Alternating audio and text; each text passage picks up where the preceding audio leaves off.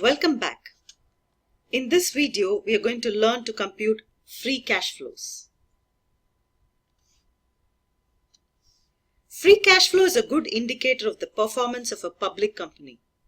Many investors base their investment decisions on the free cash flow generated by a company. Before we go forward, you must know that free cash flows, i.e. FCF for short, is not the same as accounting cash flow from the statement of cash flows. But we can derive FCF from statement of cash flows. Let's do a recap of statement of cash flows for a minute. What does a statement of cash flow show? It shows how good a job you're doing at turning profits into cash, how much cash has been generated from everyday business operations, how much was invested and how much was received from lender and investors, and how much was paid to them. Whether the cash you received from all sources was more or less than the cash you paid out. So all cash that comes in and all cash that goes out is categorized into different components, and the components are cash flow from operating activities, cash flow from investing activities, and cash flow from financing activities. When you add cash flow from operating activities with cash flow from investing activities and cash flow from financing activities and add the opening cash balance, you get the closing cash balance, which goes to the balance sheet as cash and cash equivalents. So we are on the topic of free cash flows. So let's look at how free cash flow is different from statement of cash flows. FCF, i.e. free cash flow, is the operating cash flow that is left over after all the investments in new assets, projects, and capital expenditures have been made. What is left after that remains for distribution to owners and lenders of the business. What does this mean? The operating cash flow, that is the cash flow that we get because of our operations, is used for investments in new assets, projects, and capital expenditure. After that, whatever is remaining actually remains for distribution to the owners and lenders of the business. Why so? Because the residual cash flow that is left over belongs to those who invested their money in the business, isn't it? And who invested their money? Those who invested in the form of equity and debt. So the next logical question is, how do we compute this amount? So when we compute this amount, this is going to become clear to you. So first of all, in order to compute the free cash flow, we need to compute operating cash flows. How do we do that? Let's look at an example. Blue and Knight Machine Tools manufactures auto parts. In the year ended 31st December 2015, it sold $10 million worth of auto parts. The cost of the auto parts sold was $8 million. Sales and administration expenses are $500,000. Depreciation charge is $250,000. The tax rate is 40%. Net working capital as on 31st December 2014 was $750,000. Net working capital as on 31st December 2015 was $1 million.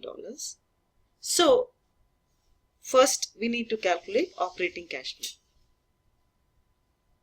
If you look at these figures, we are very familiar with the income statement.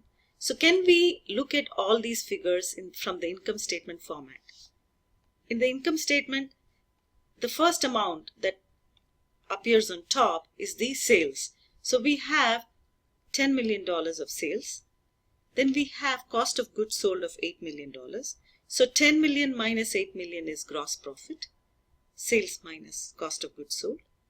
From the gross profit, we subtract depreciation and sales and administrative expenses to arrive at EBIT. Right? So let's look at that.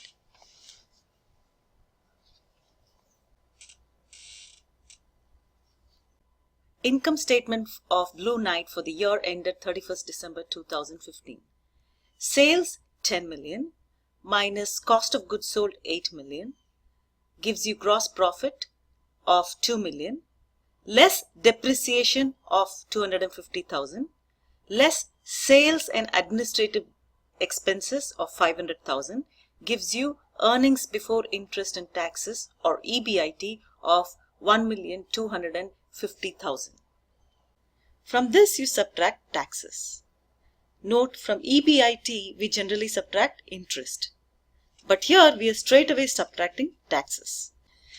That's the difference between EBIT and net operating profit after taxes or NOPAT. Here it's 1,250,000 minus 500,000, which gives you 750,000 of NOPAT. Note that I introduced a new term, NOPAT, here. What is NOPAT? Net operating profit after taxes. NOPAT is EBIT minus 1 minus tax rate. So in the above example, tax rate is 40% or 0.40. Therefore, 1 minus tax rate, that's 1 minus 0.40, is 0.60, and NOPAT is EBIT minus taxes or EBIT times 1 minus tax rate, which is 1,250,000 times 0.60, which is 750,000. So the next step is to calculate operating cash flow. So in order to calculate operating cash flow, we need to calculate increase in net working capital. Increase in net working capital here is $1 million minus 750,000. That's 250,000. So where did I get this 1 million from? 1 million is the net working capital for 2015 and 750,000 is the net working capital for 2014. So when you subtract 750,000 from 1 million, you get 250,000. Now that we have calculated increase in net working capital, let's calculate operating cash flows.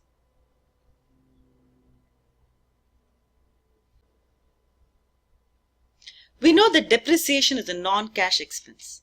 In the NOPAT statement that we calculated, we saw that depreciation was deducted to arrive at EBIT and therefore NOPAT. So NOPAT, we know, has both cash and non-cash part.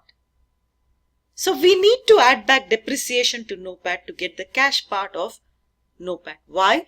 Because we are trying to calculate the operating cash flow here. Cash flow. So we got to take out all the non-cash part to get the operating cash flow.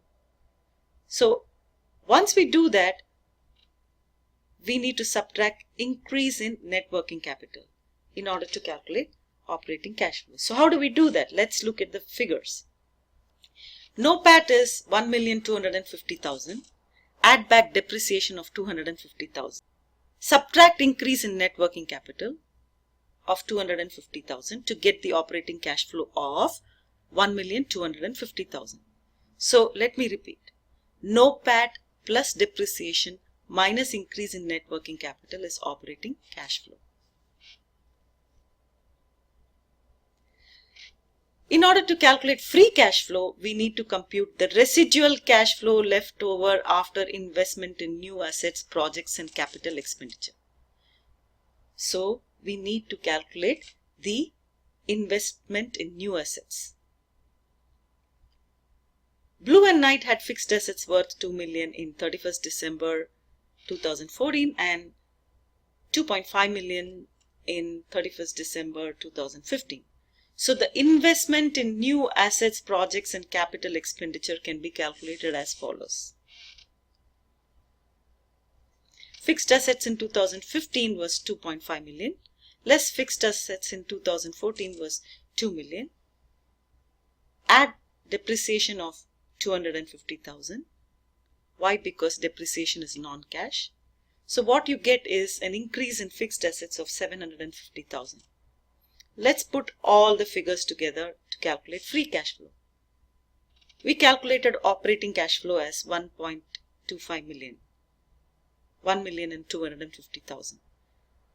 Now if we subtract increase in fixed assets, that's 750,000, we get free cash flow of 500,000. You would wonder why I'm subtracting increase in fixed assets. Because whenever we increase fixed assets, we are buying fixed assets. When we are buying fixed assets, we are paying cash. So there is a cash outflow. So increase in fixed assets is a cash outflow. So it has to be subtracted in order to get free cash flow. So now let's put the formula for free cash flow together for you to understand. First, let's start with NOPAT. NOPAT equals EBIT times 1 minus tax rate. Operating cash flow equals NOPAT plus depreciation minus increase in net working capital. Free cash flow is operating cash flow minus increase in fixed assets. If you understand the concept of free cash flow, you will not need to memorize the formula. Let's look at another example so that we get it. The financials of Hot Bagels for 2015 and 14 are as follows. Current assets for 2015 is 3,625. Current liabilities is 1,787. Current assets for 2014 is 3,596. And current liabilities is 2,140. Fixed assets and depreciation are for 2015. Net fixed assets is 2,194. For 2014, net fixed assets is 2,261. Depreciation is 500. EBIT is 1,014. Taxes are 368. Interest expense 93. Dividends 285. Let's calculate the free cash flow for Hot Bagels. First, we begin by calculating NOPAT. NOPAT is EBIT minus taxes, which is 1,014 minus 368.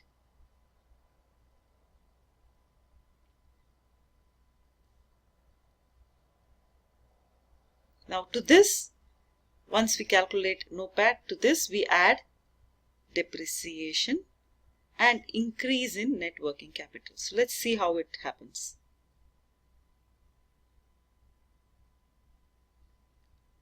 So EBIT minus taxes is 646, that's your NOPAT. When we look at net working capital, last year's net working capital is this and this year's net working capital is this. So current assets minus current liabilities of 2015, current assets minus current liabilities of 2014. So subtract the net working capital of 2014 from 2015 to get increase in net working capital. Now we need to calculate operating cash flow, and we know operating cash flow is NOPAT plus depreciation minus increase in net working capital, that's 764. Now we need to calculate increase in fixed assets. How do we calculate that? We have 2015's net fixed assets, 2014's net fixed assets and depreciation. So 2015's net fixed assets minus 2014's net fixed assets plus depreciation, which gives you increase in fixed assets, that's 433. In order to calculate free cash flow, subtract this increase in fixed assets from your operating cash flow to get free cash flow of 331. So with this, we are clear about free cash flows. Please do the assignment for this topic, and we'll meet in the next class.